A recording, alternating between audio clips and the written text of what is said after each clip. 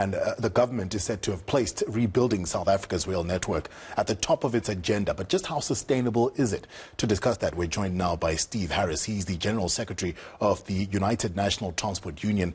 Steve, thank you so much for joining us. So we've seen some movement on the Mabopane to Pretoria line. Here in Cape Town, the southern line is operational. Is this a reason to be optimistic, or is it a bit too early to tell? Good morning. Thank you for the opportunity, and good morning to your listeners. I think it's early days, really, to tell that whether it's going to be sustainable.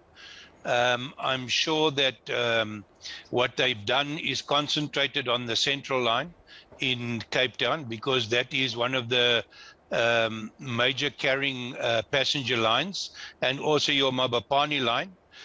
We've had the opportunity to have visited the Mabopane environment. Everything seems to be top class, and there has been some elements done in the substations to avoid any further theft and devastation as far as that's concerned. If we can keep that up, then I think we're optimistic. But at this point in time, it's not where we want to be. You know, there is so many people that are really and truly dependent on this mode of transport being the cheapest mode of transport there is. You've seen the vendors. You know, one tends to forget about the impact it has on just the broader economy, and not just on passengers at the end of the day. I'm not convinced that we're going to see many trains running at this point in time. That's the sad part, but I'm glad to see there's some movement, and we can look at some positivity coming up, but it's far too few, and we need to increase our security. And as I've stated on numerous occasions, the only way we're going to do that is by a collaborative effort, and if necessary, we need to bring in the SANDF as a short-term measure to ensure that theft is stopped in all angles. Thank you. Steve, Minister Mbalula has promised billions of rands in investment for South Africa's rail network. Do you think that money will materialize? Where is it going to come from? And if we do get it, what are the priorities for him? Look, some of the money has been available. It's just that a question that PRASA has been unable to really use that money. They haven't had the ability to spend that money and to ensure that contracts were awarded to the right people, and that has been some of the major problems that we have.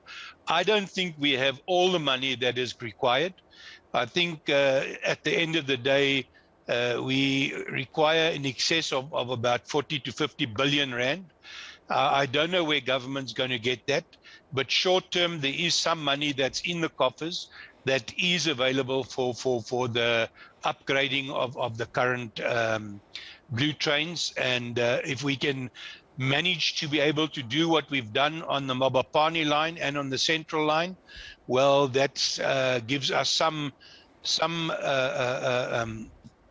thing to be happy about. But my major concern, our major concern as trade union, is still the theft and the carnage that has taken place. Are we going to be able to sustain that? Yeah, that the theft and vandalism of infrastructure on the rail network has really brought it to its knees. You mentioned bringing in the Defence Force as a short-term solution. It's something that we seem to be overly reliant on at the moment. What's the long-term solution? What would be your ideal solution for securing the infrastructure? The long-term way is to bring back the old South African Railway and Railway Police.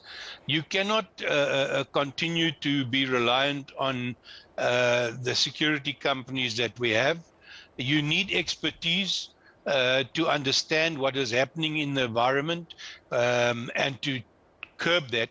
The SAPD unit that's supposed to be taking the responsibility hasn't got the manpower to do that, and they also haven't got the experience. So what we need to do, and that's why I say short term is to bring in the SADF, and long term is to appoint and bring in the railway police again. Steve, thank you so much for your time. We appreciate it. Steve Harris, the General Secretary of the United National Transport Union, speaking about the Herculean task of trying to revitalize our rail system. And there's a lot that needs to be done. Mr. Fix-It, Fikile Mbalula, is one of the most outspoken ministers. And I think because he's so outspoken, he gets a lot of criticism.